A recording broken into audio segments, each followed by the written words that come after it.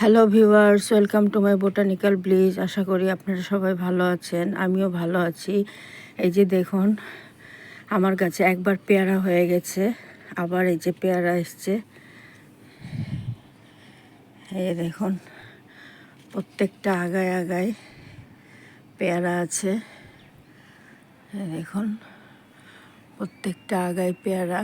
আমি এটা একটা রঙের জারে বসিয়েছি গাছ। বেশি দিন হয়নি, 6 মাস হয়েছে, তাতে একবার পেয়ারা হয়ে গেছে। আমি আপনাদেরকে ভিডিও দিয়েছিলাম। এটা সেকেন্ডবার পেয়ারা ধরছে। এই মাটি আমি তৈরি করেছি 50% বাগানের মাটি, 30% গোবর সার, 20% কোকোপিট দিয়ে।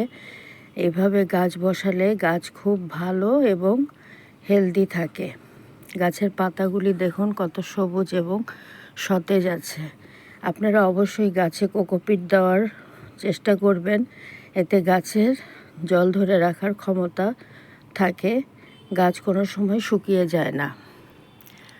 এই দেখুন কত সুন্দর পেয়ারা ধরে আছে। আমি সপ্তাহে সপ্তাহে খোল ভেজানো জল দেই, আর মাসে একবার গোবর সার বা ভার্মি কম্পোস্ট গাছের মাটিতে মাটি খুঁড়ে দেই, মাটির সাথে মিক্সড করে। আর সপ্তাহে সপ্তাহে নিম তেল স্প্রে করি, এতে গাছে পোকামাকড়ের আক্রমণ হয় না। আপনারা চাইলে ফাঙ্গিসাইড স্প্রে করতে পারেন, তাতে পিঁপড়ে আসবে না। ভিডিওটি ভালো লাগলে প্লিজ সাবস্ক্রাইব করবেন, সাবস্ক্রাইব করে আমার পাশে থাকবেন। আজকে আসি, টাটা।